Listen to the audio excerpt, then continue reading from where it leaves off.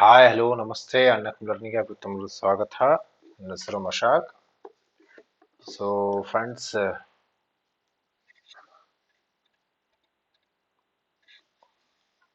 ಅಣ್ಣಕ್ learning app ಕೇವಲ ಕರ್ನಾಟಕದಲ್ಲಿ ಅಷ್ಟೇ ಅಲ್ಲ, ಇಡೀ ಭಾರತದಲ್ಲಿ ಒಂದು ಅತ್ಯುತ್ತಮವಾದ ಲರ್ನಿಂಗ್ ಪ್ಲಾಟ್ಫಾರ್ಮ್ ಆಗಿದೆ. ಸೊ ಇಲ್ಲಿ ನೀವು ಹಲವಾರು ಕೋರ್ಸ್ ಪಡೆದುಕೊಳ್ಳಬಹುದು. ಸೊ ನನ್ನ ಹೆಸರು ಮಶಾಕ್. ಸೊ ನನ್ನ ಪ್ರೊಫೈಲ್ ನೇಮ್ ಅಲಿ ಬಿಷಕ್ ಅಬ್ದುಲ್ ರೆಹಮಾನ್ ಅಂತಿದೆ. ಸೊ ನಾನು KS ಫಸ್ಟ್ ಬರೆದಿದ್ದೇನೆ. MA ಪೊಲಿಟಿಕಲ್ ಸೈನ್ಸ್ ಆಗಿದೆ, ಗ್ರಾಜುಯೇಷನ್ BL ಆಗಿದೆ. ಸೊ 3 ವರ್ಷಕ್ಕಿಂತ ಹೆಚ್ಚು ಟೀಚಿಂಗ್ ಎಕ್ಸ್ಪೀರಿಯನ್ಸ್ ಇದೆ, 5 ವರ್ಷಕ್ಕಿಂತ ಹೆಚ್ಚು ಕಾಂಪಿಟೇಟಿವ್ ಎಕ್ಸಾಮ್ಸ್ ಬಗ್ಗೆ ನಾಲೆಜ್ ಇದೆ. So Indian polity, Indian economic, current affairs, GK ಮತ್ತು ಓಲ್ಡ್ ಕ್ವಶನ್ ಬಗ್ಗೆ ನಿಮಗೆ ಪಾಠ ಮಾಡ್ಕೊಡ್ತೀನಿ. ಓಕೆ. ಸೊ ಫ್ರೆಂಡ್ಸ್, ಅದೇ ರೀತಿ ಡೈಲಿ ಅಕಾಡೆಮಿ ಮುಖಾಂತರ ನೀವು ಏನೋ ಪಡ್ಕೊಳ್ಬೋದಪ್ಪ, ಡೈಲಿ ಲೈವ್ ಕ್ಲಾಸಸ್ಗಳು, ಸ್ಟ್ರಕ್ಚರ್ ಕೋರ್ಸ್ಗಳು, ಲೈವ್ ಟೆಸ್ಟ್ ಮತ್ತು ಕ್ವಿಜಸ್ಗಳು, ಅನ್ಲಿಮಿಟೆಡ್ ಆಕ್ಸೆಸ್ ಇರುತ್ತೆ. ನಂತರ ಇವರು ಟಾಪ್ ಎಜುಕೇಟರ್ಗಳು ಈ ರೀತಿ ಏನಪ್ಪ ಕಾಂಫರೆನ್ಸ್ ಸಿಲೆಬಸ್ ಇರುತ್ತೆ. ನಂತರ ಅಕಾಡೆಮಿ ಅಡ್ವಾಂಟೇಜ್ಗಳು, ಅನುಕೂಲಗಳನ್ನು ನೋಡೋದ್ರಪ್ಪ, ನಿಮಗೆ ಒಂದೊಂದು ಟೈಮ್ ಪ್ರಕಾರ ಇಲ್ಲಿ ಕ್ಲಾಸ್ ನೋಡ್ಕೋಬಹುದು. ಯಾವುದೇ ಭಾಷೆ ಅಭ್ಯಂತರ ಇರುವುದಿಲ್ಲ, ಯಾವುದೇ ಸಮಯದಲ್ಲಿ ಎಲ್ಲಿ ಕುಳಿತು ಕಲ್ಕೋಬಹುದು. ನಂತರ ನೀವು ಎಜುಕೇಟರ್ ಜೊತೆ ಇಂಟ್ರಾಕ್ಟ್ ಮಾಡ್ಕೋಬಹುದು, ನಿಮ್ಮ ಡೌಟ್ ಕ್ಲಿಯರ್ ಮಾಡ್ಕೋಬಹುದು, ಆನ್ಸರ್ ಲೈವ್ ಆಗಿ ಪೋಲ್ ಮಾಡಬಹುದು.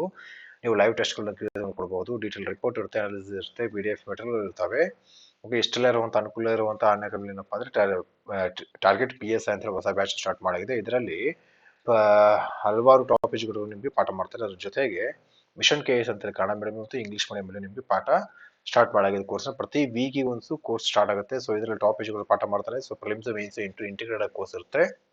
ಸೊ ಇದರಲ್ಲಿ ಏನಪ್ಪಾ ಅಂತಂದ್ರೆ, ಈ ಒಂದು ಕೋರ್ಸ್ ನ ಅನ್ಅಕಾಡೆಮಿ ಲರ್ನಿಂಗ್ ಆಪ್ ಅಲ್ಲಿ ನೀವು ಪರ್ಚೇಸ್ ಮಾಡ್ಕೋಬೇಕಾಗುತ್ತೆ. ಈ ಒಂದು ಕೋರ್ಸ್ ಪರ್ಚೇಸ್ ಮಾಡ್ತಿರುವಾಗ ನನ್ನ ಕೂಡ ರೆಫರಲ್ ಕೋಡ್ MSK10 ಅಂತ ಕೂಡ ಯೂಸ್ ಮಾಡಿದ್ರಪ್ಪ, ನಿಮಗೆ ಎಷ್ಟು 10% ಅಷ್ಟು ರಿಯಾಯಿತಿ ಸಿಗುತ್ತೆ. ಎಷ್ಟು 10% ರಿಯಾಯಿತಿ ಸಿಗುತ್ತೆ. MSK10 ಅಂತ ಕೂಡ ಯೂಸ್ ಮಾಡ್ಕೊಡ ಮರಿಬೇಡಿ. ಓಕೆ. ಸೊ ಅನ್ಅಕಾಡೆಮಿಯಲ್ಲಿ ಫ್ರೀ ಆದಂತಹ ಗ್ರೂಪ್ C ಎಕ್ಸಾಮ್ಗೋಸ್ಕರ, KS ಮುಂಬರುವ ಒಂದು KS ಪ್ರಿಲಿಮ್ಸ್ ಟೆಸ್ಟ್ಗೋಸ್ಕರ, ಮತ್ತೆ FD ಮತ್ತು SD, ಅದೇ ರೀತಿ PSI ಮತ್ತು PC ಗೋಸ್ಕರ ಫ್ರೀ ಮಾಕ್ ಟೆಸ್ಟ್ಗಳು ನಡೆದಿದ್ದಾವೆ. ಅದನ್ನ ಉಪಯೋಗ ಮಾಡ್ಕೊಡ್ರಿ. ಸೊ ಇದನ್ನ ಉಚಿತವಾಗಿ ಪಡ್ಕೋಬಹುದು. ಅದನ್ನ ಯಾವ ರೀತಿ ಅನ್ಅಕಾಡೆಮಿಗೆ ಡೌನ್ಲೋಡ್ ಮಾಡ್ಕೋಬೇಕು, ಸೈನ್ ಮಾಡ್ಕೋಬೇಕು, ಕರ್ನಾಟಕ PCS ಅಂತ ಕೊಡ್ಬೇಕು, ಫ್ರೀ ಲೈವ್ ಕ್ಲಾಸಸ್ ಅಂತ ಹೋಗ್ಬೇಕು. ನಂತರ ಹೋದ ನಂತರ ಇವತ್ತು ಸ್ಲೈಡ್ ಕೊಡುತ್ತೆ. ಆ ಸ್ಲೈಡ್ ಅಲ್ಲಿ ಏನಪ್ಪಾ ಅಂತ ನೀವು ಒಂದು ಕೋಡ್ ಕರುತ್ತೆ. ಆ ಕೋಡ್ ಅಲ್ಲಿ SPMSK ಅಂತ ಹೇಳಿ, ಓಕೆ, SPMSK ಅಂತ ಕೋಡ್ ಯೂಸ್ ಮಾಡಿದ್ರಪ್ಪ ಅಂದ್ರೆ ನಿಮಗೆ ಉಚಿತವಾದಂತ ಕ್ಲಾಸಸ್ಗಳು ಮತ್ತು ಉಚಿತವಾದಂತ ಟೆಸ್ಟ್ಗಳು ಸಿಗುತ್ತವೆ. ಓಕೆ.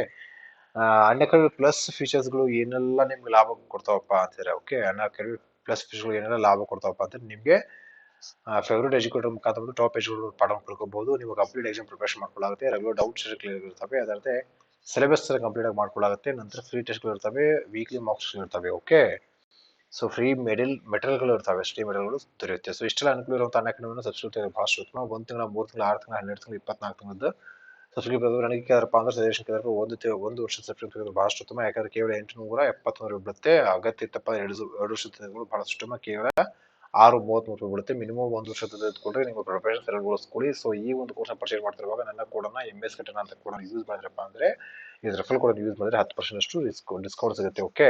ಕೆಲವರಿಗೆ ಒಂದೇ ಸಬ್ಜೆಕ್ಟ್ ವೀಕ್ ಇರುತ್ತೆ, ಮೆಂಟಲಿಟಿ, ರೀಸನಿಂಗ್, ಯಾವುದೇ ಸಬ್ಜೆಕ್ಟ್ ವೀಕ್ ಇರ್ಬೋದು. ಆ ಸಬ್ಜೆಕ್ಟ್ ಪರ್ಫೆಕ್ಟ್ ಮಾಡ್ಕೋಬೇಕಪ್ಪ ಅಂತಂದ್ರೆ 1 ತಿಂಗಳ ಅಥವಾ 3 ತಿಂಗಳ ಯಾವುದೋ ಒಂದು ಕೋರ್ಸ್ ಪರ್ಚೇಸ್ ಮಾಡ್ಕೋ ಮುಖಾಂತರ ನೀವು ಆ ಸಬ್ಜೆಕ್ಟ್ ಪರ್ಫೆಕ್ಟ್ ಮಾಡ್ಕೋಬಹುದು. ಈ ಒಂದು ಕೋರ್ಸ್ ಪರ್ಚೇಸ್ ಮಾಡ್ತಿರುವಾಗ ಕೂಡ MSK10 ಅಂತ ಕೂಡ ಯೂಸ್ ಮಾಡಿದ್ರೆ ನಿಮಗೆ 10% ರಿಯಾಯಿತಿ ಸಿಗುತ್ತೆ. ಓಕೆ. ಈ ಕೂಡಲೇ ಸಬ್ಸ್ಕ್ರಿಪ್ಟ್ ತೆಗೆದುಕೊಳ್ಳಿ. ಸೊ ನನ್ನ EMI ಆಪ್ಷನ್ಸ್ ಕೂಡ ಇರುತ್ತೆ. ಓಕೆ. ಸೊ ಫ್ರೆಂಡ್ಸ್, ಇಷ್ಟೆಲ್ಲ ಅನುಕೂಲ ಇರುವಂತದ್ದು. ಸೊ ಸಬ್ಸ್ಕ್ರಿಪ್ಷನ್ ತೆಗೆದು ಬಹಳಷ್ಟು ಉತ್ತಮ. ನೋಡಿ, ಸಬ್ಸ್ಕ್ರಿಪ್ಷನ್ ತೆಗೆಯಲಿಕ್ಕೆ ಪ್ರಯತ್ನ ಮಾಡಿ. ನೀವಾಗಿ ನಿಮ್ಮ ಫ್ರೆಂಡ್ ಆಗಿರ್ಬೋದು, ಯಾವುದೇ ಇರ್ಬೋದು, ಅವ್ರಿಗೆ ತಿಳಿಸಿ. ಓಕೆ. ಸೊ ಇವತ್ತಿನ ವೆರಿ ಇಂಪಾರ್ಟೆಂಟ್ ಕ್ಲಾಸ್. ಓಕೆ. ಭಾರತೀಯ ಸಂವಿಧಾನಕ್ಕೆ ಸಂಬಂಧಪಟ್ಟಂತೆ ಪ್ರಮುಖ 15 ಪ್ರಶ್ನೆ ಮತ್ತು ಉತ್ತರಗಳ ಬಗ್ಗೆ ಡಿಸ್ಕಸ್ ಮಾಡ್ತಾನೆ. ಓಕೆ. ಇದು ಪಾರ್ಟ್ ಎಷ್ಟು ಇರುತ್ತಪ್ಪ ಅಂತ 11ನೇ ಪಾಠ ಆಗಿರುತ್ತೆ. ಸೊ ಇವತ್ತು 10ನೇ ಪಾಠವರೆಗೆ ನಿಮ್ಗೆ ಟೀಚ್ ಮಾಡಿಕೊಟ್ಟೆ. ಇವತ್ತಿನ ಪಾರ್ಟ್ 11ನೇ ಪಾಠ ಆಗಿರುತ್ತೆ.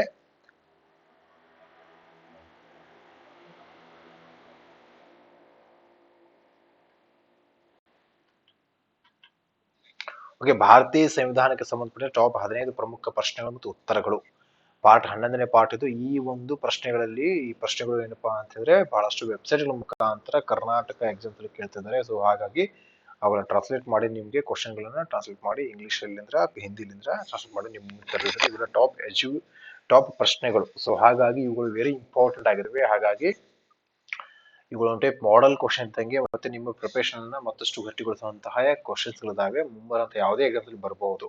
ಓಕೆ. ಸೊ ಮೊದಲನೇ ಪ್ರಶ್ನೆ ವೆರಿ ಇಂಪಾರ್ಟೆಂಟ್ ಪ್ರಶ್ನೆ. ಟಾಪ್ 15 ಪಾರ್ಟ್ 11ರ ಪ್ರಕಾರ ಟಾಪ್ 15 ಪ್ರಶ್ನೆಯಲ್ಲಿ ಒಂದು ಪ್ರಶ್ನೆ ತುರ್ತು ಹಣಕಾಸು ನಿಬಂಧನೆಗಳು ರಾಜ್ಯಗಳ ಆರ್ಥಿಕ ಸ್ವಾಯತ್ತತೆಗೆ ಗಂಭೀರ ಅಪಾಯವನ್ನು ಉಂಟು ಮಾಡುತ್ತವೆ ಎಂದು ಯಾರು ಹೇಳಿದರು? ತುರ್ತು ಹಣಕಾಸು ನಿಬಂಧನೆಗಳು ರಾಜ್ಯಗಳ ಆರ್ಥಿಕ ಸ್ವಾಯತ್ತತೆಗೆ ಗಂಭೀರ ಅಪಾಯವನ್ನು ಉಂಟು ಮಾಡುತ್ತದೆ ಎಂದು ಯಾರು ಹೇಳಿದರು? A T T Krishnamachari, B K T Shah, C H V Kamath, D H N Kunju. Okay, ಸರಿ ಉತ್ತರ ಯಾವ್ದಿರಬಹುದು? ತುರ್ತು ಹಣಕಾಸು. ವೆರಿ ಇಂಪಾರ್ಟೆಂಟ್ ಪ್ರಶ್ನೆ. ನೋಡಿ, ಸರಿಯಾಗಿ ಅರ್ಥ ಮಾಡ್ಕೊಂಡು ಆನ್ಸರ್ ಮಾಡಿ ಪ್ರಯತ್ನ ಮಾಡ್ರಿ. ಯಾರು ಗೊತ್ತಿಲ್ಲೋ ಪರವಾಗಿಲ್ಲ, ನಾನು ಆನ್ಸರ್ ಹೇಳ್ಕೊಡ್ತೇನೆ. ಓಕೆ, ಸೊ ಗೊತ್ತಿಲ್ಲಪ್ಪ ಅಂದ್ರೂ ಕೂಡ ಪ್ರಯತ್ನ ಮಾಡಿ ಆನ್ಸರ್ ಮಾಡ್ಲಿಕ್ಕೆ. ಮೊದಲೇ ಪ್ರಶ್ನೆ, ತುರ್ತು ಹಣಕಾಸು ನಿಬಂಧನೆಗಳು ರಾಜ್ಯಗಳ ಆರ್ಥಿಕ ಸ್ವಾಯತ್ತತೆಗೆ ಗಂಭೀರ ಅಪಾಯ ಉಂಟು ಮಾಡುತ್ತೆ ಅಂತ ಹೇಳಿದ್ರು ಯಾರಪ್ಪ ಅಂದ್ರೆ ಡಿ ಆಗಿದೆ. ಎಚ್.ಎನ್. ಕುಂಜರು ಸರಿ ಉತ್ತರವಾಗಿದೆ. ಓಕೆ, ಸೊ ಪ್ರಶ್ನೆ ಎರಡು, ನ್ಯಾಯಾಂಗ ಉತ್ಸಾಹದ ಅರ್ಥವೇನು? ನ್ಯಾಯಾಂಗ. ಓಕೆ, ಜೀಲ್ ಯಾವ್ದು? ಎಂಥೂಸಿಯಾಸಮ್ ಆಫ್ ನ್ಯಾಯಾಂಗ ಅಂದ್ರೆ ಏನು ಅಂತ ಪ್ರಶ್ನೆ ಕೇಳ್ತಾರೆ. ಎ, ನ್ಯಾಯಾಧೀಶರು ಸಂಯಮವನ್ನು ಕಾಪಾಡಿಕೊಳ್ಳಲು ಇಷ್ಟಪಡುತ್ತಾರೆ. ಬಿ, ನ್ಯಾಯಾಧೀಶರು ಸಾಮಾಜಿಕ ಸುಧಾರಣೆಗಳಲ್ಲಿ ಭಾಗವಹಿಸಲು ಇಷ್ಟಪಡುತ್ತಾರೆ.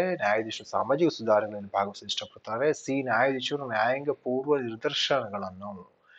ನಿದರ್ಶನವನ್ನು ಅನುಸರಿಸಲು ಇಷ್ಟಪಡುತ್ತಾರೆ. ಡಿ, ಮೇಲಿನ ಯಾವುದೂ ಅಲ್ಲ. ನ್ಯಾಯಾಧೀಶರು ಸಾಮಾಜಿಕ ಸುಧಾರಣೆಗಳಲ್ಲಿ ಭಾಗವಹಿಸಲು ಇಷ್ಟಪಡುತ್ತಾರೆ, ಅನುಸರಿಸಲು ಇಷ್ಟಪಡ್ತಾರೆ, ಪೂರ್ವ ನಿರ್ದೇಶನ ಇಷ್ಟಪಡುತ್ತಾರೆ. ಡಿ ಯಾವುದೂ ಅಲ್ಲ. ಸರಿ ಉತ್ತರ ಯಾವುದು?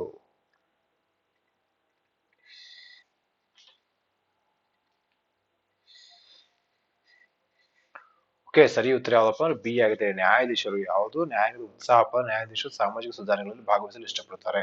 ಇದರರ್ಥ ಏನಪ್ಪಾ ಅಂತೇಳಿ, ಸಾಮಾಜಿಕ ಕಾರ್ಯಗಳಲ್ಲಪ್ಪ ಅಂತೇಳಿ ನ್ಯಾಯಾಂಗವನ್ನು ಸಾಮಾಜಿಕ ಕಾರ್ಯಗಳ ಮುಖಾಂತರ ಒದಗಿಸುವಂಥದ್ದು. ಉದಾಹರಣೆಗೆ ಫ್ಯಾಮಿಲಿ ಕೋರ್ಟ್, ಕುಟುಂಬ ನ್ಯಾಯಾಲಯ ಇರಬಹುದು. ಅದೇ ರೀತಿ ಲೋಕ್ ಅದಾಲತ್ ಅಂತ ಇರಬಹುದು. ಇವೆಲ್ಲ ಏನಪ್ಪಾ ಅಂತ ಹೇಳಿದ್ರೆ ಜನ ಸಾಮಾಜಿಕ ಅಭಿವೃದ್ಧಿ ಮಾಡಲಿಕ್ಕೋಸ್ಕರ ಈ ಒಂದು ಕೋರ್ಟ್ನ ಜಾರಿಗೆ ತಂದಂಥದ್ದು. ಓಕೆ, ಜನ ನ್ಯಾಯಾಲಯ, ಜನತಾ ನ್ಯಾಯಾಲಯ ಅಂತ ಹೇಳಿ, ಅಥವಾ ಲೋಕ್ ಅದಾಲತ್ ಅಥವಾ ಫ್ಯಾಮಿಲಿ ಕೋರ್ಟ್ ಗಳನ್ನ ಜಾರಿಗೊಳಿಸುವಂಥದ್ದು. ಓಕೆ, PIL ಕೂಡ ಪಬ್ಲಿಕ್ ಇಂಟ್ರೆಸ್ಟ್ ಲಿಟಿಗೇಷನ್ ಕೂಡ ಏನಪ್ಪಾ ಅಂದ್ರೆ ಇದನ್ನ ಕೂಡ ಜಾರಿಗೆ ಮಾಡುವಂಥದ್ದು ಸಾಮಾಜಿಕ ಒಂದು ನ್ಯಾಯಾಂಗ ಉತ್ಸಾಹದ ಒಂದು ಭಾಗವಾಗಿದೆ.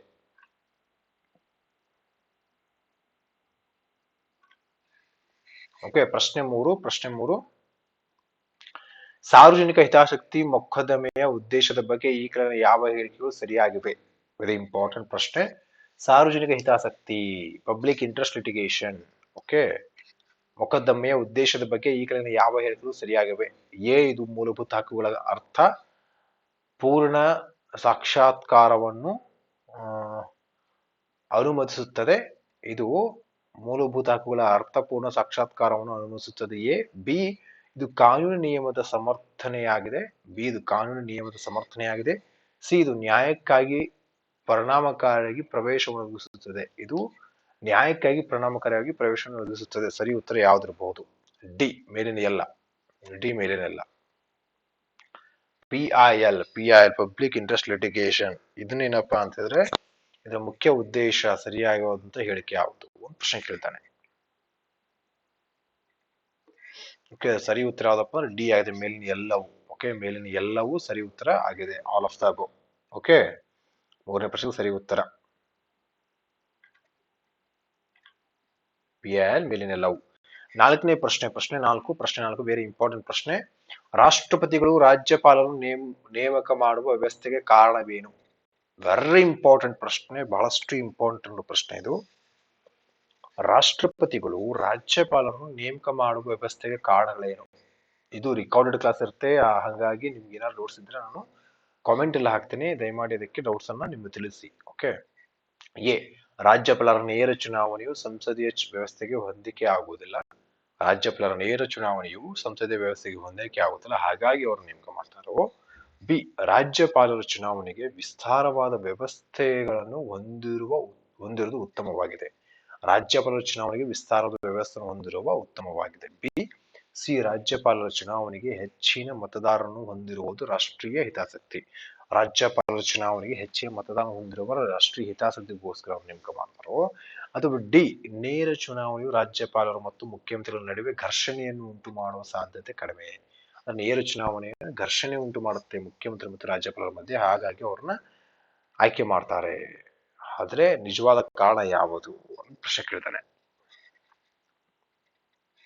ಇದು ಸರಿ ಉತ್ತರ ಯಾವ್ದಿರ್ಬೋದು?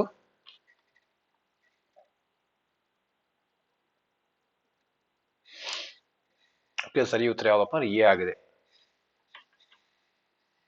ಓಕೆ, ಸರಿ ಉತ್ತರ ರಾಜ್ಯಪಾಲರು ರಾಷ್ಟ್ರಪತಿ ಯಾಕೆ ನೇಮಕ ಮಾಡ್ತಾರಪ್ಪ ಅಂದ್ರೆ ಕಾರಣ ಏನಪ್ಪಾ ಅಂದ್ರೆ ರಾಜ್ಯಪಾಲರ ನೇರ ಚುನಾವಣೆಯು ಸಂಸದೀಯ ವ್ಯವಸ್ಥೆಗೆ ಹೊಂದಾಣಿಕೆ ಆಗುವುದಿಲ್ಲ. ಓಕೆ, ರಾಜ್ಯಪಾಲರ ನೇರ ಚುನಾವಣೆಯು ಸಂಸದೀಯ ಪಾರ್ಲಿಮೆಂಟ್ ಸಿಸ್ಟಮಿಗೆ ಹೊಂದಾಣಿಕೆ ಆಗುವುದಿಲ್ಲ ಅಂತ ಹೇಳಿದ್ರಪ್ಪ ಅಂತ ಹೇಳಿದ್ರೆ ಜನ ಲೋಕತಂತ್ರಕ್ಕೆ ಬರುವುದಿಲ್ಲ. ಇವ್ರೇನಪ್ಪ ಡೈರೆಕ್ಟ್ ಆಗಿ ರಾಷ್ಟ್ರಪತಿ ಅವರು ನೇಮಕ ಮಾಡ್ತಾರೆ.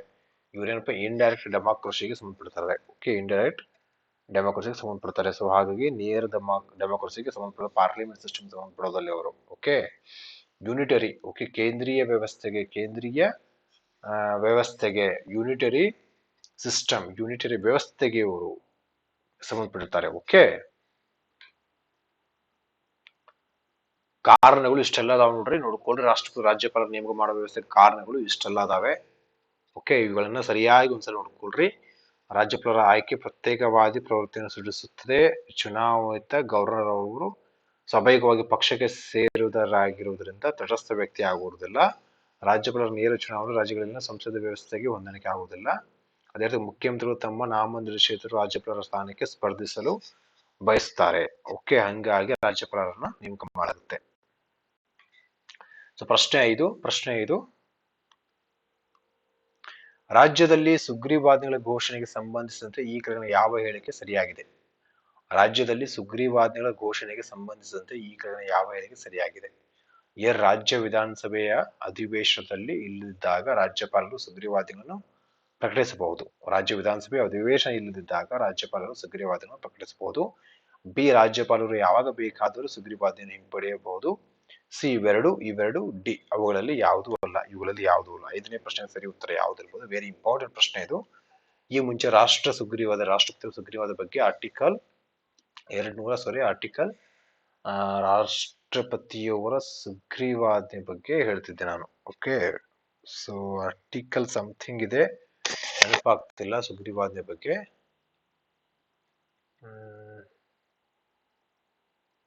ಇಟ್ಸ್ ಓಕೆ, ಗೊತ್ತಾದ ನಂತರ ನಿಮ್ಗೆ ಕಾಮೆಂಟ್ ಅಲ್ಲಿ ಹೇಳ್ಕೊತಾನೆ. ಸೊ ಈಗ ರಾಜ್ಯಪಾಲರ ಬಗ್ಗೆ ಹೇಳ್ತಿದ್ದೇನೆ. ಸೊ ಹಾಗಾಗಿ ಈ ಕೆಳಗಿನ ಹೇಳಿಕೆಗಳು ಯಾವ್ದು ಸರಿಯಾಗಿದೆ ಅಂತ ಕೇಳಿದ್ದಾನೆ. ಸರಿ ಉತ್ತರ ಸಿ ಆಗಿದೆ. ಇವೆರಡು ಬೋತ್ ಅಂದ್ರೆ ಮೇಲಿನ ಎ ಮತ್ತು ಬಿ ಎರಡು ಸರಿಯಾಗಿದ್ದಾವೆ. ಯಾವುದು? ರಾಜ್ಯ ವಿಧಾನಸಭೆಯ ಅಧಿವೇಶನದಲ್ಲಿ ಇಲ್ಲದಿದ್ದಾಗ ರಾಜ್ಯಪಾಲರು ಸುಗ್ರೀವಾಜ್ಞೆಯನ್ನು ಪ್ರಕಟಿಸಬಹುದು. 1. ಎರಡನೇದಾಗಿ ರಾಜ್ಯಪಾಲರು ಯಾವಾಗ ಬೇಕಾದರೂ ಸುಗ್ರೀವಾಜ್ಞೆಯನ್ನು ಹಿಂಪಡೆಯಬಹುದು. ಇವೆರಡು ಹೇಳಿಕೆ ಸರಿಯಾಗಿದ್ದಾವೆ. ಸೊ ಸುಗ್ರೀವಾಜ್ಞೆ ಜಾರಿಗೊಳಿಸುವಂತಹ ಅಧಿಕಾರ ರಾಜ್ಯಪಾಲರಿಗಿರುತ್ತೆ. ರಾಷ್ಟ್ರದಲ್ಲಿ ರಾಷ್ಟ್ರಪತಿಯವರಿಗಿರುತ್ತೆ. Okay, ordinance.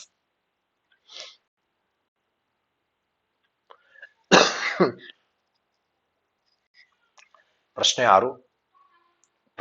6 ಭಾರತದಲ್ಲಿ ರಾಜ್ಯವೊಂದರ ರಾಜ್ಯಪಾಲರಾದ ಮೊದಲ ಮಹಿಳೆ ಯಾರು? ಭಾರತದ ಮೊದಲ ರಾಜ್ಯಪಾಲೆ ಮಹಿಳೆ ಯಾರು? A, Sarla Grewal. B, Padmaja Naidu. C, Rajkumari Amrit Kaur. D, Sarojini Naidu. ಸರಿ ಉತ್ತರ ಯಾವ್ದಿರ್ಬೋದು? A, Sarla Grewal. B, Padmaja Naidu. C, Rajkumar Amrit Kaur. D, Sarojini Naidu. ಎಲ್ರಿಗೂ ಗೊತ್ತಿರ್ಬೋದು ಆಲ್ಮೋಸ್ಟ್. ಡಿ ಸರಿ ಉತ್ತರ. ಸರೋಜಿನಿ ನಾಯ್ಡು ಅವರೇನಪ್ಪಾ ಅಂತಂದ್ರೆ ಉತ್ತರ ಪ್ರದೇಶದ ರಾಜ್ಯಪಾಲರಾಗಿ ಕಾರ್ಯನಿರ್ವಹಿಸಿದಂತ ಮೊಟ್ಟ ಮೊದಲ ಮಹಿಳಾ ರಾಜ್ಯಪಾಲರಾಗಿದ್ದಾರೆ. 1949ರಲ್ಲಿ ಅವರು ಕಾರ್ಯನಿರ್ವಹಿಸುತ್ತಾರೆ. ಓಕೆ, ಮೊದಲ ಮಹಿಳಾ ಗವರ್ನರ್ ಆಗಿದ್ದಾರೆ ನಮ್ಮ ದೇಶದ್ದು. ಓಕೆ, ಸರೋಜಿನಿ ನಾಯ್ಡು. ಸೊ ಪ್ರಶ್ನೆ 7 ವೆರಿ ಇಂಪಾರ್ಟೆಂಟ್ ಪ್ರಶ್ನೆ. ಆನ್ಸರ್ ಮಾಡಲಿಕ್ಕೆ ಪ್ರಯತ್ನ ಮಾಡಿ. ಈ ಕೆಳಗಿನ ಯಾವ ವಿಷಯಗಳಲ್ಲಿ ರಾಜ್ಯಪಾಲರಿಗೆ ಸಂವಿಧಾನಿಕ ವಿವೇಚನೆ ಇದೆ? ವೆರಿ ಇಂಪಾರ್ಟೆಂಟ್ ಪ್ರಶ್ನೆ. ಈ ಕೆಳಗಿನ ಯಾವ ವಿಷಯದಲ್ಲಿ ರಾಜ್ಯಪಾಲರಿಗೆ ಸಂವಿಧಾನಿಕ ವಿವೇಚನೆ ಮಾಡುವ ಹಕ್ಕಿದೆ? ಓಕೆ, ಹೇಳಿಕೆ 1, ರಾಷ್ಟ್ರಪತಿಗಳ ಪರಿಗಣನೆಗೆ ಮಸೂದೆಯನ್ನು ಕಾಯ್ದಿರಿಸುವುದು. ಎರಡನೇ ಹೇಳಿಕೆ, ರಾಜ್ಯದಲ್ಲಿ ರಾಷ್ಟ್ರಪತಿಗಳ ನಿಯಮವನ್ನು ಹೇರಲು ಶಿಫಾರಸು ಮಾಡೋದು. ರಾಜ್ಯದಲ್ಲಿ ರಾಷ್ಟ್ರಪತಿಗಳ ನಿಯಮವನ್ನು ಹೇರಲು ಶಿಫಾರಸು ಮಾಡುವುದು. 3ನೇ ಹೇಳಿಕೆ, ರಾಜ್ಯದ ಆಡಳಿತ ಮತ್ತು ಶಾಸಕಾಂಗ ವಿಷಯಗಳಿಗೆ ಸಂಬಂಧಿಸಿದಂತೆ ಮುಖ್ಯಮಂತ್ರಿಯಿಂದ ಮಾಹಿತಿ ಪಡೆಯುವುದು. 3ನೇ ಹೇಳಿಕೆ, ರಾಜ್ಯದ ಆಡಳಿತ ಮತ್ತು ಶಾಸಕಾಂಗ ವಿಷಯಗಳಿಗೆ ಸಂಬಂಧಿಸಿದಂತೆ ಮುಖ್ಯಮಂತ್ರಿಯಿಂದ ಮಾಹಿತಿ ಪಡೆಯುವುದು. ಈ ಕೆಳಗೆ ನೀಡಲಾದ ಕೋಡ್ಗಳಲ್ಲಿ ಸರಿಯಾದ ಆಯ್ಕೆಯನ್ನು ಮಾಡಿ. 1 ಎ, ಕೇವಲ 1. ಬಿ ಕೇವಲ 1 ಮತ್ತು 2, ಸಿ ಕೇವಲ 1 ಮತ್ತು 3, ಡಿ ಮೇಲಿನ ಎಲ್ಲ. ರಾಜ್ಯಪಾಲರಿಗೆ ಸಂವಿಧಾನಿಕ ವಿವೇಚನ ಇರುವಂತಹ ಈ ಕೆಳಗಿನ ಯಾವ ಹೇಳಿಕೆ ಸರಿಯಾಗಿದೆ ಅಂತ ಪ್ರಶ್ನೆ ಕೇಳ್ತಾನೆ.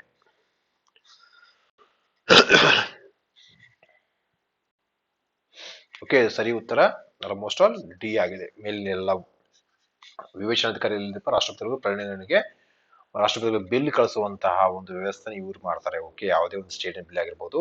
ಎರಡನೇದಾಗಿ ಏನಪ್ಪಾ ಅಂದ್ರೆ ನಿಯಮಗಳನ್ನ ರಾಷ್ಟ್ರಪತಿಯ ಆಳ್ವಿಕೆಯನ್ನು ಹೇರುಗೋಸ್ಕರ ಶಿಫಾರಸು ಮಾಡುವಂತಹ ಅಧಿಕಾರ ರಾಜ್ಯಪಾಲರಿಗೆ ಇರುತ್ತೆ. ಮೂರನೇದಾಗಿ ರಾಜ್ಯದ ಆಡಳಿತ ಮತ್ತು ಶಾಸಕಾಂಗ ವಿಷಯಗಳ ಸಂಬಂಧಿಸಿದಂತೆ ಮುಖ್ಯಮಂತ್ರಿಯಿಂದ ಮಾಹಿತಿ ಕೇಳಲಿಕ್ಕೆ ಇನ್ಫಾರ್ಮೇಶನ್ ಕೇಳುವಂತಹ ಹಕ್ಕನ್ನ ಇವರು ಹೊಂದಿರ್ತಾರೆ. ಇವ್ರು ಯಾಕಪ್ಪ ಅಂದ್ರೆ ಕಾರ್ಯಾಂಗದ ಮುಖ್ಯಸ್ಥರಾಗಿರ್ತಾರೆ. ಓಕೆ, ಕಾರ್ಯಾಂಗದ ಸರ್ಕಾರದ ಮುಖ್ಯಸ್ಥರಾಗಿರ್ತಾರೆ. ಸೊ ಹಾಗಾಗಿ ಇವ್ರಿಗೆ ಇಷ್ಟೆಲ್ಲ ಅಧಿಕಾರ ಇರುತ್ತೆ ಸಂವಿಧಾನ ಮುಖಾಂತರ. ಓಕೆ, ಈ ಕೆಳಗಿನ ಯಾವ ಲೇಖನಗಳು ಹೈಕೋರ್ಟ್ ಸಂಸ್ಥೆ ಸ್ವತಂತ್ರ ನ್ಯಾಯವ್ಯಾಪ್ತಿ ಅಧಿಕಾರಗಳು ಕಾರ್ಯವಿಧಾನಗಳು ಮತ್ತು ಮುಂತಾದವುಗಳೊಂದಿಗೆ ವ್ಯವಹರಿಸುತ್ತವೆ? ಪ್ರಶ್ನೆ 8, ಈ ಕೆಳಗಿನ ಯಾವ ಲೇಖನಗಳು ಹೈಕೋರ್ಟ್ ಸಂಸ್ಥೆ ಸ್ವತಂತ್ರತೆ ನ್ಯಾಯವ್ಯಾಪ್ತಿ ಅಧಿಕಾರಿಗಳು ಕಾರ್ಯ ವಿಧಾನಗಳು ಮತ್ತು ಮುಂತಾದವುಗಳೊಂದಿಗೆ ವ್ಯವಹರಿಸುತ್ತವೆ? ಎ ಲೇಖನ ಆರ್ಟಿಕಲ್ 164ರಿಂದ 174, ಬಿ ಆರ್ಟಿಕಲ್ 175ರಿಂದ 191, ಸಿ ಆರ್ಟಿಕಲ್ 189ರಿಂದ 104, ಟಿ ಆರ್ಟಿಕಲ್ 214ರಿಂದ 231. ಸರಿ ಉತ್ತರ ಯಾವ್ದಿರ್ಬೋದು? ಆಲ್ಮೋಸ್ಟ್ ಎಲ್ರಿಗೂ ಗೊತ್ತಿರ್ಬೋದು ಆನ್ಸರ್ ಇದು. ಆದ್ರೂ ಕೂಡ ಇದನ್ನ ಕೊಟ್ಟಿದ್ದೇನೆ ಯಾಕಪ್ಪ ಅಂತಂದ್ರೆ ಡಿಫ್ರೆಂಟ್ ಆಗಿರುವಂತ ಕ್ವಶನ್ ಆಗಿದೆ, ಸ್ವಲ್ಪ ಕನ್ಫ್ಯೂಷನ್ ಆಗಿರುವಂತ ಕ್ವಶನ್ ಆಗಿದೆ. ಇಂಥಗಳು ಫಿಟ್ ಆಗ್ಬಿಟ್ರಪ್ಪ ಅಂತಾರೆ ಯಾವ ಎಕ್ಸಾಮ್ ದಲ್ಲಿ ಬಂದ್ರು ಕೂಡ ಆರಾಮಾಗಿ ಆನ್ಸರ್ ಮಾಡ್ಕೋಬಹುದು. ಓಕೆ, ಸೊ ಸರಿ ಉತ್ತರ ಯಾವ್ದಪ್ಪ ಅಂತ ಹೇಳಿದ್ರೆ ಇದ್ರದ್ದು ಡಿ ಆಗಿದೆ. ಓಕೆ, ಯಾವುದು ಇದು ಸರಿ ಉತ್ತರ? ಡಿ ಆಗಿದೆ. ಆರ್ಟಿಕಲ್ 214ರಿಂದ 231ರವರೆಗೆ ಬರುವಂತ ಭಾಗ 6ರಲ್ಲಿ ಬರುವಂತದ್ದು, ಸಂವಿಧಾನದ ಭಾಗ 6ರಲ್ಲಿ ಬರುವಂತ ಆರ್ಟಿಕಲ್ 214ರಿಂದ 231ರವರೆಗೆ ಬರುವಂತ ಎಲ್ಲಾ ಒಂದು ಆರ್ಟಿಕಲ್ಗಳು ಹೈಕೋರ್ಟ್ಗಳಿಗೆ ಸಂಬಂಧಪಟ್ಟಿದೆ. ಓಕೆ, ಸೊ ಪ್ರಶ್ನೆ 9 ವೆರಿ ಇಂಪಾರ್ಟೆಂಟ್ ಪ್ರಶ್ನೆ. ಆನ್ಸರ್ ಮಾಡಿಕ್ಕೆ ಪ್ರಯತ್ನ ಮಾಡ್ರಿ. ಭಾರತದ ಹೈಕೋರ್ಟ್ ನ್ಯಾಯಾಧೀಶರ ಅಧಿಕಾರಾವಧಿ ಎಷ್ಟು ವರ್ಷ? ಭಾರತದ ಹೈಕೋರ್ಟ್ ನ್ಯಾಯಾಧೀಶರ ಅಧಿಕಾರಾವಧಿ ಎಷ್ಟು ವರ್ಷ? ಆಪ್ಷನ್ ಎ 25 ವರ್ಷಗಳು, 25 ವರ್ಷಗಳು, ಬಿ 30 ವರ್ಷಗಳು, 30 ವರ್ಷಗಳು, ಸಿ 35 ವರ್ಷಗಳು, ಡಿ ಯಾವುದೂ ಅಲ್ಲ. ಎಷ್ಟು ಮಂದಿ ಆನ್ಸರ್ ಮಾಡ್ತಾರೆ ನೋಡೋಣ ಇದಕ್ಕೆ ಸರಿಯಾಗಿ.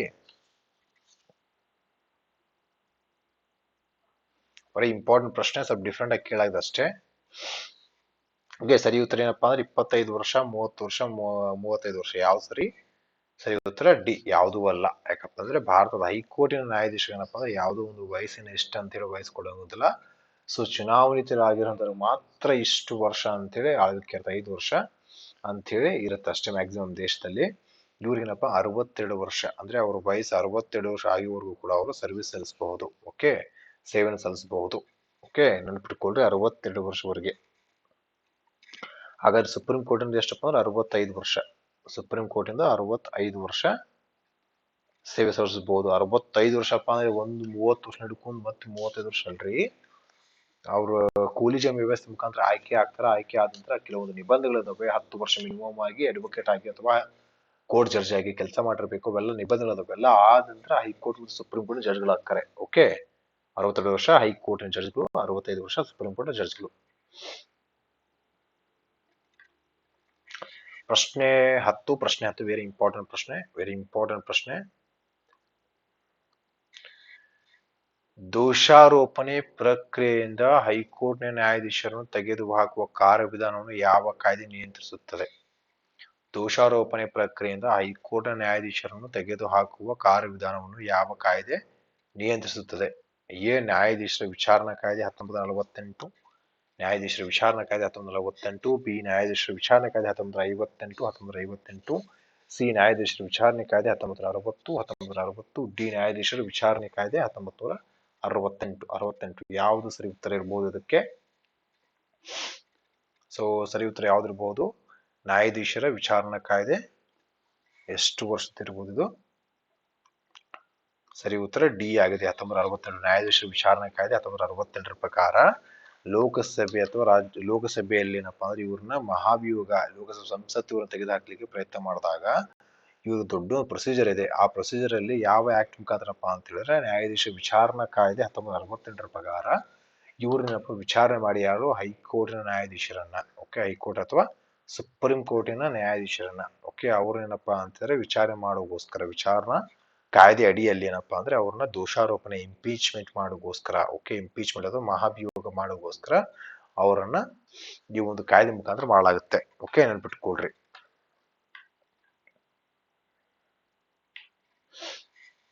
ಪ್ರಶ್ನೆ 11 ಈ ಕೆಳಗಿನಗಳಲ್ಲಿ ಯಾವುದು ಜಿಲ್ಲಾ ನ್ಯಾಯಾಲಯಗಳು ಮತ್ತು ಇತರೆ ಅಧೀನ ನ್ಯಾಯಾಲಯಗಳ ಮೇಲೆ ನಿಯಂತ್ರಣವನ್ನು ಹೊಂದಿದೆ? ಈ ಕೆಳಗಿನಲ್ಲಿ ಯಾವುದು ಜಿಲ್ಲಾ ನ್ಯಾಯಾಲಯಗಳು ಮತ್ತು ಇತರೆ ಅಧೀನ ನ್ಯಾಯಾಲಯಗಳ ಮೇಲೆ ನಿಯಂತ್ರಣ ಹೊಂದಿದೆ? ಎ ಸುಪ್ರೀಂ ಕೋರ್ಟ್, ಬಿ ಸಂಸತ್ತು, ಸಿ ಹೈಕೋರ್ಟ್, ಡಿ ಗವರ್ನರ್. ಈ ಕೆಳಗಿನಲ್ಲಿ ಯಾವುದು ಜಿಲ್ಲಾ ನ್ಯಾಯಾಲಯಗಳು ಮತ್ತು ಇತರೆ ಅಧೀನ ನ್ಯಾಯಾಲಯಗಳ ಮೇಲೆ ನಿಯಂತ್ರಣವನ್ನು ಹೊಂದಿದೆ? ಎ ಸುಪ್ರೀಂ ಕೋರ್ಟ್, ಬಿ ಸಂಸತ್ತು, C high court, D governor. Okay, of course ಎಲ್ರಿಗೂ ಆನ್ಸರ್ ಗೊತ್ತಿರಬಹುದು, ಸಿ ಇದ್ರೆ ಸರಿ ಉತ್ತರ ಹೈಕೋರ್ಟ್. ಓಕೆ, ಈ ರೀತಿ ಪ್ರಶ್ನೆ ಮತ್ತೆ ಬರ್ಬೋದು. ಹೈಕೋರ್ಟ್ ಯಾವ ರೀತಿ ಪ್ರಶ್ನೆ ಬರೋದಪ್ಪ ಅಂತ ಹೇಳಿದ್ರೆ, ಕೇಂದ್ರಾಡಳಿತ ಪ್ರದೇಶದಲ್ಲಿರುವಂತಹ ಜಿಲ್ಲಾ ನ್ಯಾಯಾಲಯಗಳಿಗೆ ಯಾರ ಅಂಡರ್ ಅಲ್ಲಿ ಬರ್ತವೆ ಅಥವಾ ಯಾರು ಮುಖ್ಯಸ್ಥರಾಗಿರ್ತಾರೆ ಅಥವಾ ಯಾರ ನಿಯಂತ್ರಣದಲ್ಲಿ ಬರ್ತವೆ? ಕೇಂದ್ರ ಆಡಳಿತ ಪ್ರದೇಶದಲ್ಲಿರುವಂತಹ ಜಿಲ್ಲಾ ನ್ಯಾಯಾಲಯಗಳು ಯಾರ ನಿಯಂತ್ರಣದಲ್ಲಿ ಅಥವಾ ಯಾರ ಅಧೀನದಲ್ಲಿ ಬರ್ತಾವೆ ಅಂತ ಪ್ರಶ್ನೆ ಕೇಳಿದ್ರಪ್ಪ, ಹೈಕೋರ್ಟ್ಗಳ ಅಧೀನದಲ್ಲಿ ಬರ್ತಾವೆ. ನೆನಪಿಟ್ಕೊಳ್ರಿ, ಹೈಕೋರ್ಟ್ಗಳ ಅಧೀನದಲ್ಲಿ ಬರ್ತಾವೆ. ಯಾಕಪ್ಪ ಅಂತಂದ್ರೆ ಕೇಂದ್ರಾಡಳಿತ ಪ್ರದೇಶಗಳನ್ನ ಏನಪ್ಪಾ ಅಂತ ಹೇಳಿದ್ರೆ ಕೆಲವೊಂದು ಈಗ ಅಂಡಮಾನ್ ಮತ್ತು ನಿಕೋಬಾರ್ ಕೇಂದ್ರ ಪ್ರದೇಶ ಏನಪ್ಪಾ ಅಂದ್ರೆ ಅದನ್ನ ಕಲ್ಕತ್ತಾ ಹೈಕೋರ್ಟ್ ಸೇರಿಸಲಾಗಿದೆ. ಲಕ್ಷದ್ವೀಪ ಪ್ರದೇಶ ಏನಪ್ಪಾ ಅಂತ ಹೇಳಿದ್ರೆ ಕೇರಳ ಹೈಕೋರ್ಟಿಗೆ ವಹಿಸಲಾಗಿದೆ. ಓಕೆ, ದಾದ್ರಾ ಅಂಡ್ ಡ್ಯೂ ದಮನ್ ನಗರ್ ಹವೇಲಿ, ಅದೇ ರೀತಿ ಗೋವಾ, ಇದು ಯಾವ್ದಪ್ಪ ಮತ್ತೆ ಈ ಹೈಕೋರ್ಟ್ ಏನಪ್ಪಾ ಅಂತ ಹೇಳಿದ್ರೆ ಇದನ್ನ ಮಹಾರಾಷ್ಟ್ರ ಹೈಕೋರ್ಟಿಗೆ ವಹಿಸಲಾಗಿದೆ. ಸೊ ಹಾಗಾಗಿ ಎಷ್ಟು ತಾಲೂಕು ತಿಳ್ಕೊಳ್ರಿ. ಕೇಂದ್ರ ಆಡಳಿತ ಅಂದ ತಕ್ಷಣ ಎಲ್ಲರೂ ತಿಳ್ಕೊಂಡ್ರು, ಓ ಕೇಂದ್ರ ಆಡಳಿತಪ್ಪ ಅಂದ್ರೆ ಕೇಂದ್ರ ಸರ್ಕಾರಕ್ಕೆ ಸಂಬಂಧಪಟ್ಟಿದೆ, ಅಲ್ಲಿ ಕೇಂದ್ರ ಸರ್ಕಾರ ಆಡಳಿತ ಮಾಡುತ್ತೆ, ಹಂಗಾದ್ರೆ ಕೇಂದ್ರ ಸರ್ಕಾರ ಅಂದ ತಕ್ಷಣ ಸುಪ್ರೀಂ ಕೋರ್ಟ್ ಇಕ್ವಲ್ ಇರುತ್ತೆ, ಹಂಗಾಗಿ ಸುಪ್ರೀಂ ಕೋರ್ಟ್ ಕಡೆಯಲ್ಲಿ ಬರ್ಬೋದು ಅಂತ ಹೇಳಿ ಬಹಳ ಮಂದಿ ತಲೆ ಕೆಡಿಸ್ಕೊಂಡಿರ್ತಾರೆ. ಅದು ತಪ್ಪು. ಸರಿ ಉತ್ತರ ಏನಪ್ಪಾ ಹೈಕೋರ್ಟ್. ಕೇಂದ್ರ ಆಡಳಿತ ಪ್ರದೇಶದಲ್ಲಿರುವಂತಹ ಜಿಲ್ಲಾ ನ್ಯಾಯಾಲಯಗಳ ಅಧೀನ ಯಾರ ಅಧೀನದಲ್ಲಿ ಬರ್ತವೆ ಅಥವಾ ಯಾವ ನಿಯಂತ್ರಣದಲ್ಲಿ ಬರ್ತಾವ ಅಂತ ಕೇಳಿದ್ರಪ್ಪ ಅಂದ್ರೆ ಜಿಲ್ಲಾ ಎಲ್ಲಿ ಬರ್ತಾವ? ಹೈಕೋರ್ಟ್ ಅಂಡರ್ ಬರ್ತವೆ. ನೆನಪಿಟ್ಕೊಳ್ರಿ. ಓಕೆ, ಸೊ ನೆಕ್ಸ್ಟ್ ಪ್ರಶ್ನೆ 12ನೇ ಪ್ರಶ್ನೆ ಶಾಶ್ವತ ಲೋಕ್ ಅದಾಲತ್ಗಳ ಸ್ಥಾಪನೆಗೆ ಒದಗಿಸಲು ಕಾನೂನು ಸೇವಾ ಪ್ರಾಧಿಕಾರ ಕಾಯ್ದೆ 1987 ಯಾವ ವರ್ಷದಲ್ಲಿ ತಿದ್ದುಪಡಿ ಮಾಡಲಾಯಿತು? ಶಾಶ್ವತ ಲೋಕ ಅದಾಲತ್ಗಳ ಸ್ಥಾಪನೆಗೆ ಒದಗಿಸಲು ಕಾನೂನು ಸೇವಾ ಪ್ರಾಧಿಕಾರ ಕಾಯ್ದೆ 1987 ಯಾವ ವರ್ಷದಲ್ಲಿ ತಿದ್ದುಪಡಿ ಮಾಡಲಾಯಿತು? A 2001, B 2002, C 2003, D 2004. ಸರಿ ಉತ್ತರ ಯಾವ್ದಿರಬಹುದು? ಪ್ರಶ್ನೆ 12.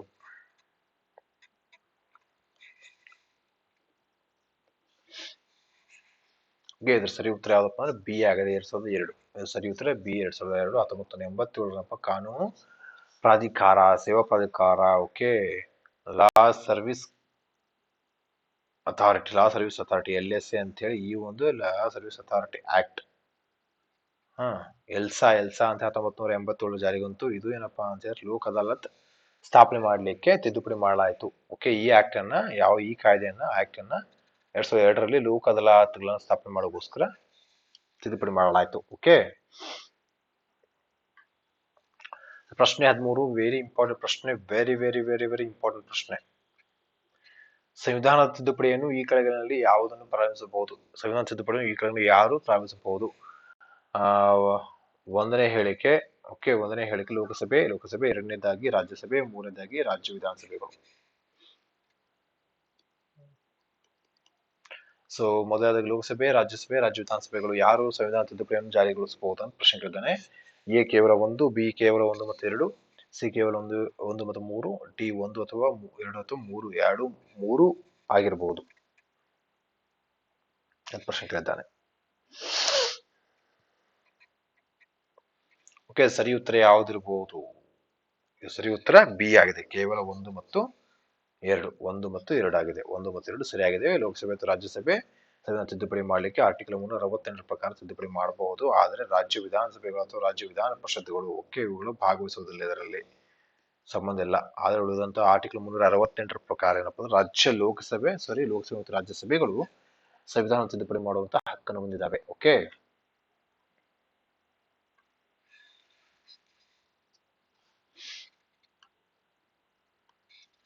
ಓಕೆ, ಮೂಲಭೂತ ಹಕ್ಕುಗಳನ್ನು ಜಾರಿಗೊಳಿಸಲು ಈ ಕೆಳಗಿನ ಯಾವ ನ್ಯಾಯಾಲಯಗಳಲ್ಲಿ ರಿಟ್ಗಳನ್ನು ನೀಡುವ ಅಧಿಕಾರವಿದೆ?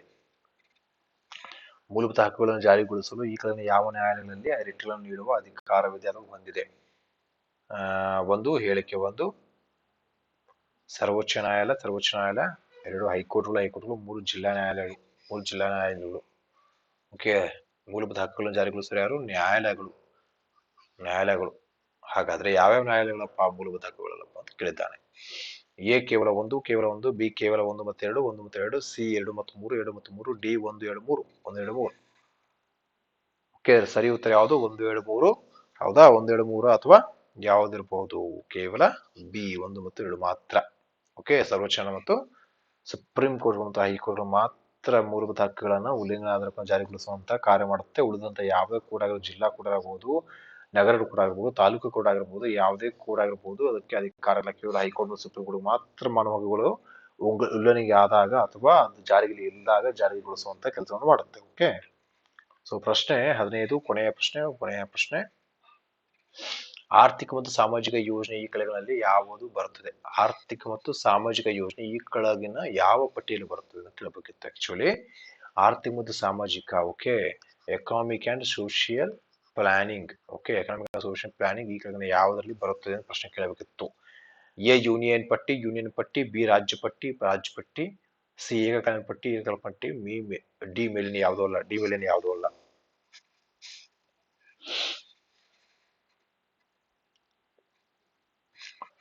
ಏಕಕಾಲೀನ ಸಮವರ್ತಿ ಪಟ್ಟಿ.